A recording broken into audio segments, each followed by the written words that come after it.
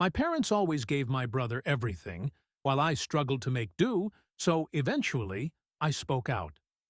The fallout from that conversation was worse than I ever expected. Growing up in a house on Willow Creek Road in Maplewood, Wisconsin, I always saw myself as the stable one in my family. At 33, I'm positioned right in the middle of my siblings. My older sister, Caroline, is 35, and my younger brother, Zachary, just turned 29. Our home was a modest two-story house with the scent of freshly baked bread and laundry detergent, situated in a town where everyone knew you and your business. Caroline, the eldest, was the classic high achiever. She took it upon herself to set the path for the rest of us. When she wasn't helping with homework or tending to scraped knees, she was tutoring neighborhood kids to save for college. I admired her determination, but I never envied the heavy burden she bore. Zachary, in contrast, was the dreamer, or perhaps the favorite. Being the youngest, he got away with things that Caroline and I never would have dared. Once, when he was 9, he accidentally flooded the bathroom while playing with a homemade rainstorm invention. Instead of punishing him, Dad just laughed and told him to use the garden hose next time. That was Zachary, charming chaos wrapped in a mischievous smile. Then there was me, Marcus, stuck in the middle, trying to keep peace between Caroline's rule-abiding nature and Zachary's boundary-pushing ways. Growing up, I didn't think much about being the middle child, but in hindsight, it shaped who I am. I learned to stay composed in turbulent times, mediate disputes, and find my place in the spaces others overlooked. Our parents, George and Linda, weren't wealthy, but they were the type of people who made the most out of whatever they had. Dad worked long hours as a mechanic, while Mom juggled shifts at a local diner and still found time to pack us homemade lunches. They taught us fairness and hard work, values they upheld even when it was difficult. Fairness was a principle they lived by, whether it was splitting a single candy bar into 3 pieces or ensuring we all received the same number of birthday presents. They made sure none of us felt left out. One of my clearest memories was from the summer when I turned 10. Dad decided it was time for me to learn how to ride a bike without training wheels. Caroline, already skilled, teased me endlessly as Dad helped me balance on our cracked driveway. "Don't let go!" I yelled, teetering dangerously close to the rose bushes. "I've got you," Dad reassured me, his voice calm, "but you'll never learn if you don't trust yourself." That was Dad, steady and patient. He wasn't one to hand out compliments, but when he did, you knew he meant it. As kids, we spent most of our summers making the best of our small backyard. Caroline and I would build forts out of sheets and chairs, only for Zachary, the perpetual mischief maker, to tear them down for fun. At the time, it drove me crazy, but now I laugh when I think of his crooked grin as he tried to rebuild what he had destroyed. Despite life's imperfections, our house was the center of it all. It was where we celebrated birthdays, endured flu seasons, and gathered to watch reruns of I Love Lucy on our tiny TV. The creaky floorboards and mismatched furniture weren't just quirks. They were part of the story. When I turned 18, I left for college in Madison. By then, Caroline was already a nurse, working double shifts to pay off her student loans. Zachary, still in high school, was already known as the kid who could charm his way out of any trouble. Leaving home felt strange, like closing a book you weren't ready to finish.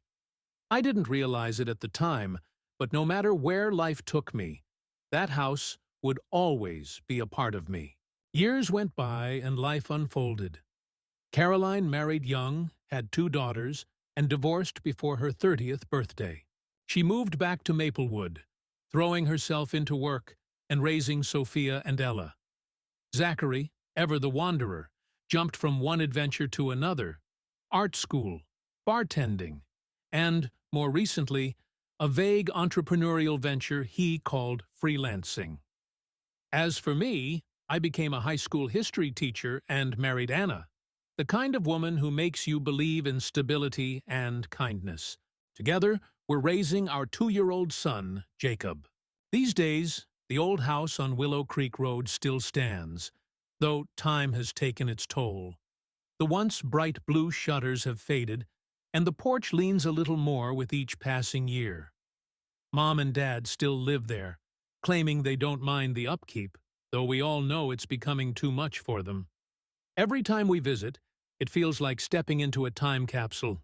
The living room still has a faint scent of cinnamon from Mom's favorite candles, and a family photo from Zachary's kindergarten graduation hangs crookedly on the wall. But as much as I love that house, I know it's not the structure that holds the memories. It's the people who lived there. Mom and Dad built more than just a home. They created a foundation of love and fairness. That's why, even as adults, we always return, knowing we'll find something steady to hold on to. But that belief in fairness would soon be tested in ways I never imagined. As much as our parents tried to keep things balanced, life had other plans for us. I didn't know it yet, but the values they had worked so hard to instill in us were about to face their greatest test, and none of us would come out of it unchanged. In quiet moments, I sometimes wonder what my younger self would think of how things turned out. Would he still see us as the family that always made it work, no matter the obstacles? Or would he notice the cracks that had started to appear beneath the surface? One thing is certain. Everything we were began in that house on Willow Creek Road. It was an ordinary Friday evening when I arrived at my parents' house for dinner. The house on Willow Creek Road looked just as it always had, but I couldn't shake the feeling that something was different. Mom had called a few days earlier, asking if I could come for dinner, and there was an urgency in her voice that stayed with me. Anna stayed home with Jacob that night, saying it would be better for me to have some time with my family without the distraction of chasing around a 2-year-old. I agreed, though part of me wished she were there for backup. When I pulled into the driveway, Caroline's car was already there. Her daughters, Sophia and Ella, were jumping out of the back seat, excitedly chatting about Grandma's cookies. Caroline caught my eye and flashed a quick smile. "You think Zach's going to be on time for once?" I asked as we walked toward the house. Caroline rolled her eyes. "Please, I'd be shocked if he even makes it before dessert." Inside, the smell of Mom's famous roast chicken hit me, and for a moment, I felt like a kid again. Mom greeted us at the door, apron on and hair pinned back, just the way she always did when she cooked. "Hi, honey," she said, pulling me into a hug. "I'm so glad you could make it." Dad was in the living room, attempting to fix an old lamp he had been working on for weeks. He looked up as I entered and gave me a nod. "Hey, Marcus, good to see you." The familiar sights and sounds of the house should have been comforting, but something about the way Mom and Dad exchanged glances made me uneasy. "Dinner will be ready in a few minutes," Mom said. "Caroline, can you help me set the table?" As Caroline followed Mom into the kitchen, I wandered into the living room. I hadn't been back in months, and though everything looked the same, something felt off. The framed photos on the wall, the creak of the floorboards, the worn-out couch, it all felt like it was holding secrets. About 15 minutes later, Zachary finally showed up, as loud and carefree as ever. He walked in wearing a new, expensive-looking leather jacket, tossing his car keys onto the counter like he owned the place. "Sorry I'm late," he said, not sounding sorry at all. "Traffic was crazy." "Uh-huh," Caroline muttered, shooting me a knowing look. We all sat down to eat, and for the first 20 minutes, everything seemed normal. We spent the next part of the evening discussing work, the kids, and the usual small-town gossip. As always, Zachary had some vague story about a business venture he was pursuing, though he left out most of the details. It wasn't until dessert that Dad cleared his throat and exchanged a look with Mom. She nodded, put down her fork, and turned to face the rest of us. "We've been meaning to talk to you all about something important," Dad started. I froze mid-bite, already preparing myself. Caroline sat up straighter, her brow furrowing, and even Zachary paused, glancing up from his phone. "We've decided to sell the house," Mom said. Her voice was calm, but I could sense the weight behind her words. The room fell silent. After a moment, Caroline spoke, her tone sharper than she probably intended. "We've been talking about it for a while now," Dad explained. "The house is just too much for us these days. Your mom and I don't need all this space anymore." "But this house, it's everything," Caroline said, her voice wavering. "It's where we grew up. It's where you raised us." Mom reached across the table, placing her hand on Caroline's. "We know, sweetheart. This house means a lot to us, too. But it's time. We've already spoken to a realtor, and they think we can get a good price for it." I felt a lump form in my chest. This wasn't just a building. It was the backdrop to our entire childhood. It was where Caroline and I built blanket forts, where Zachary and I played catch until sunset, where Dad taught me how to fix a leaky sink. Zachary, of course, barely reacted. He just shrugged and said, "Makes sense. You guys deserve to downsize." Caroline shot him a glare. "That's all you have to say?" "What do you want me to say, Caroline?" he replied. "It's their house. They can do what they want." Mom quickly intervened, trying to ease the tension. "We're planning to split the money evenly between the three of you. That way, you'll each have something to help with whatever you need. Paying off debt, saving for the future, whatever." Her words gave me a flicker of relief, but it didn't last long. Caroline's face softened slightly and she nodded. "Thank you," she said, though her voice still carried sadness. I forced a smile and said, "It's generous of you. I know this can't be an easy decision." "It's not," Dad admitted. "This house is filled with so many memories, but we want to make sure we're doing what's best for everyone." The rest of the night was a blur. We finished dessert, and the conversation turned nostalgic. We laughed about the time Caroline burned a batch of cookies so badly the fire alarm went off. Zachary shared a story about his first black eye from a skateboarding stunt gone wrong. But even as we reminisced, the weight of the announcement hung over us. The house, the one constant in our lives, was about to belong to someone else. As we said our goodbyes, I couldn't help but notice how tired Mom and Dad looked. This decision was clearly taking a toll on them, but what I didn't realize at the time was how much it would affect the rest of us, too. On the drive home, I couldn't stop thinking about what Mom and Dad had said. Splitting the money evenly made sense, but something about the whole situation didn't sit right with me. I chalked it up to nostalgia and the inevitable sadness of letting go of the past. But looking back, I realized there was more to it. Something deeper was shifting, something I couldn't quite put into words. The house may have been the foundation of our family, but what happens when the foundation starts to crack? A couple of weeks had passed since Mom and Dad announced they were selling the house, and I thought I had come to terms with it. Or at least, that's what I told myself. Life kept me busy. Work, chasing Jacob around, trying to be a good husband to Anna, and I didn't have much time to dwell on it. Caroline and I had spoken a few times since that dinner. She was trying to figure out how to stretch her share of the money to cover some mounting debt while still putting a little away for her daughter's futures. Caroline was nothing if not practical. She'd already started making spreadsheets and consulting financial advisors. Zachary, on the other hand, was his usual elusive self. He hadn't mentioned the house sale at all since that night, which wasn't surprising. He wasn't one to dwell on family matters unless they directly benefited him. One Friday evening, after Jacob had finally fallen asleep, I sat on the couch scrolling through my phone.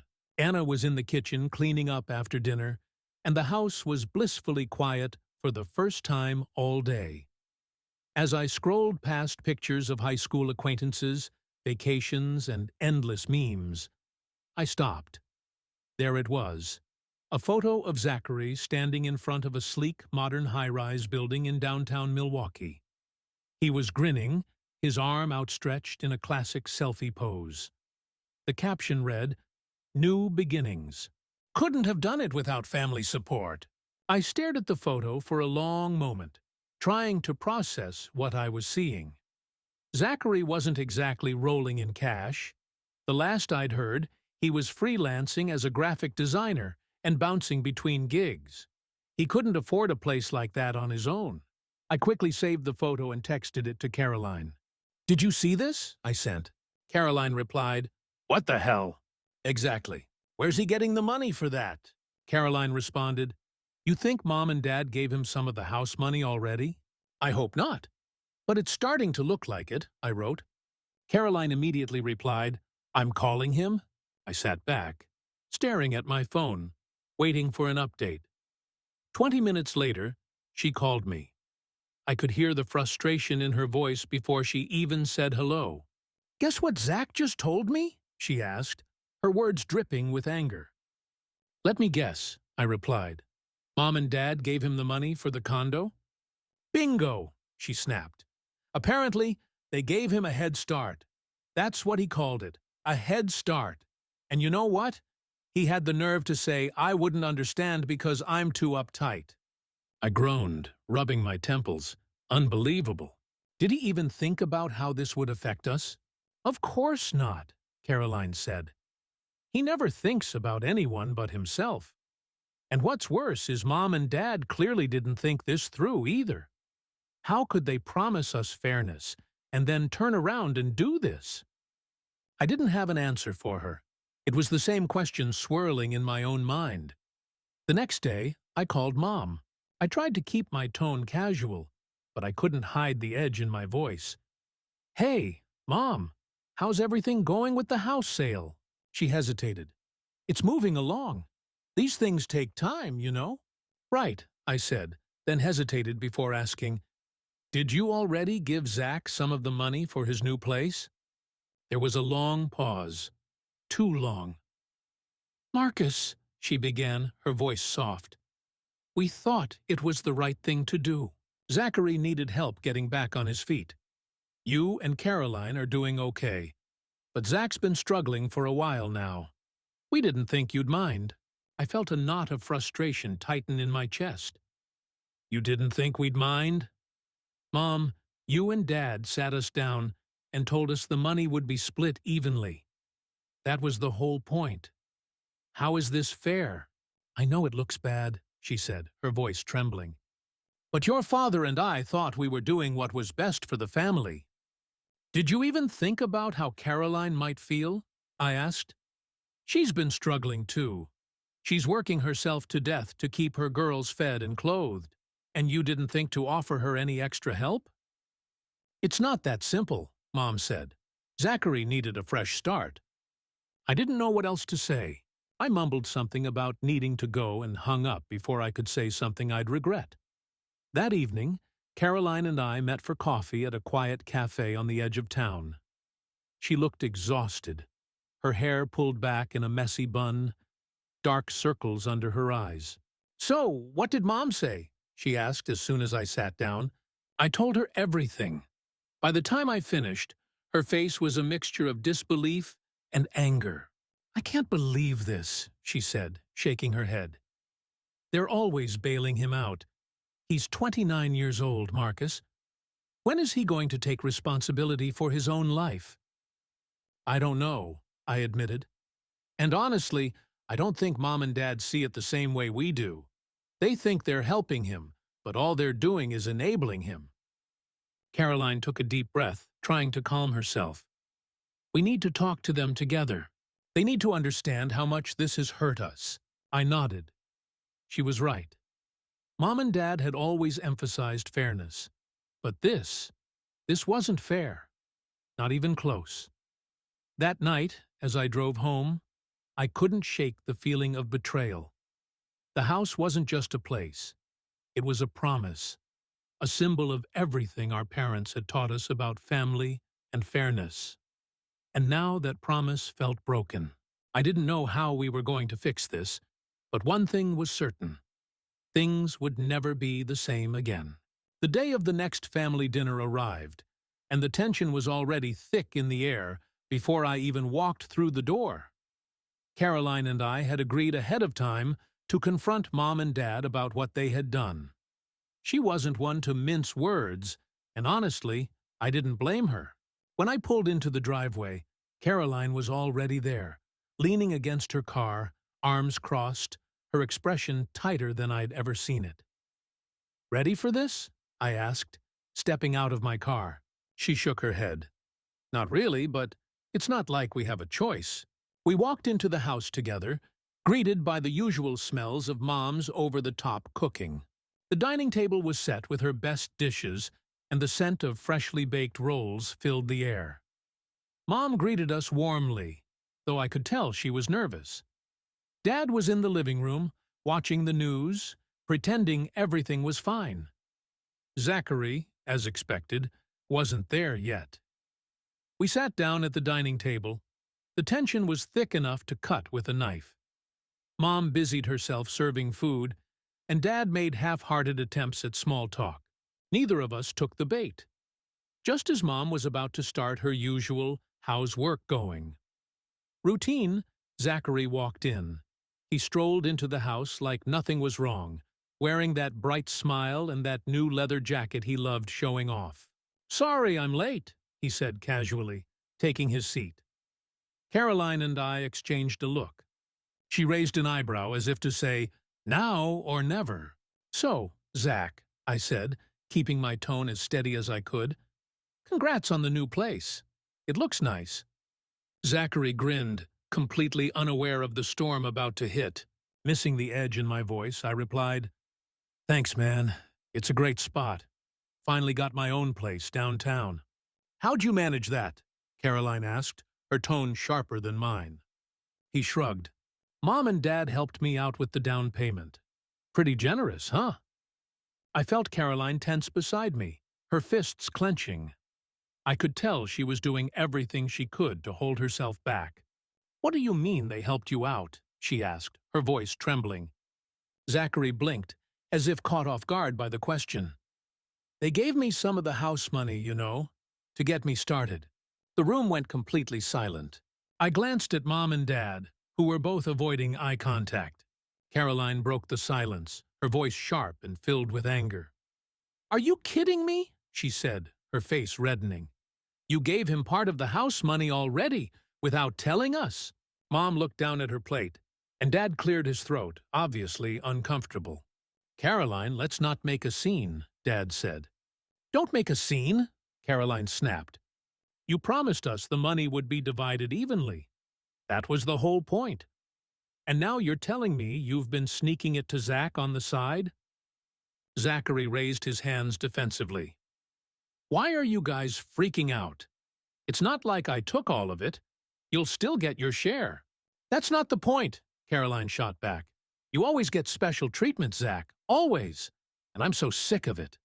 "Caroline," Mom said softly, "Zachary needed help. He's been trying to find his footing, and we thought this was the best way to support him." Caroline's voice cracked with emotion.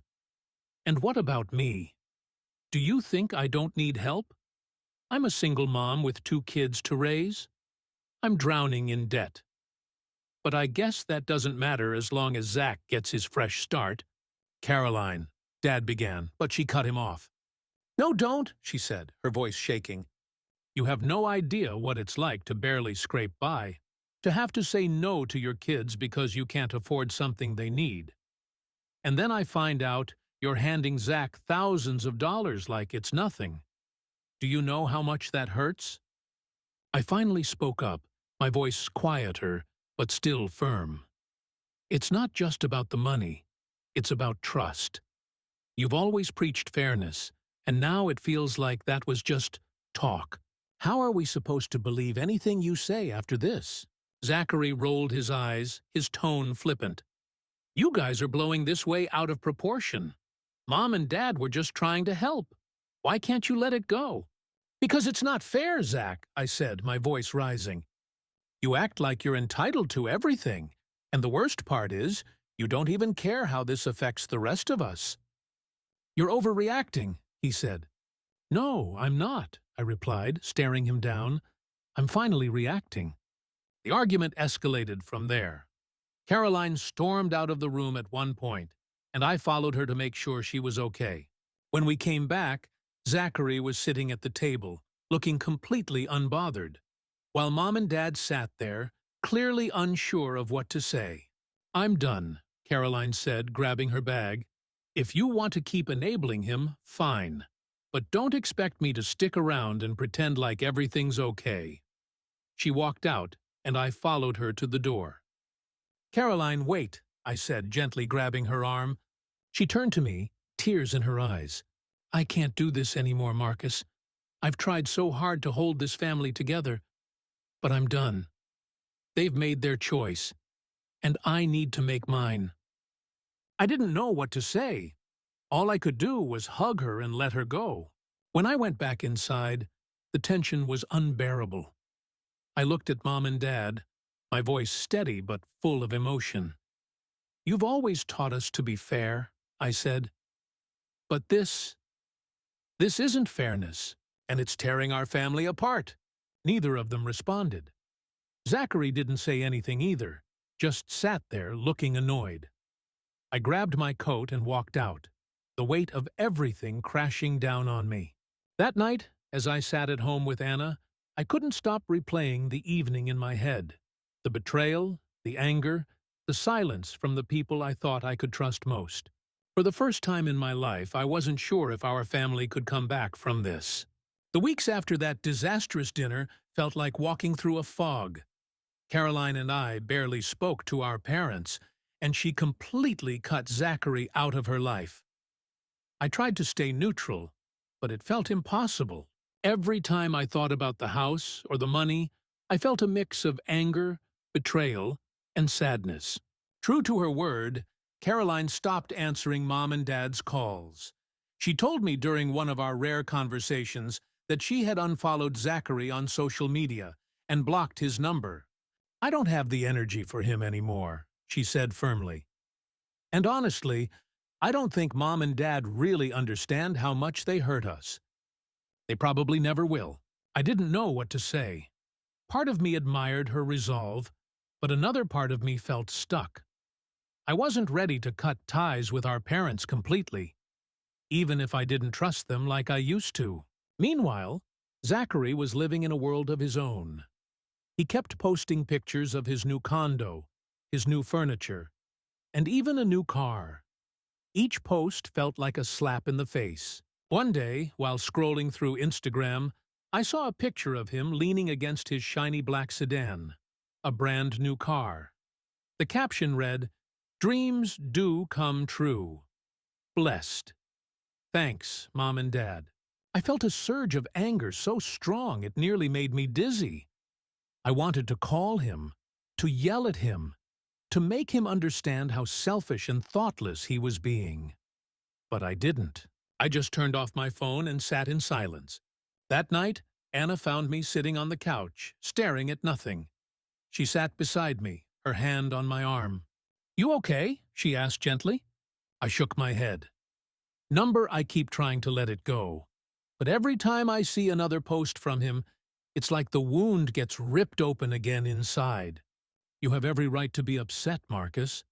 What your parents did wasn't fair, and Zach's behavior isn't helping. But you can't let this eat away at you forever.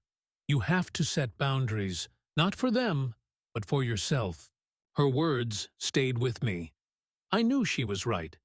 The anger and hurt I felt were valid, but holding on to them was like carrying a weight I couldn't put down. It wasn't fair to Anna or Jacob, and it wasn't fair to myself. I decided to start small.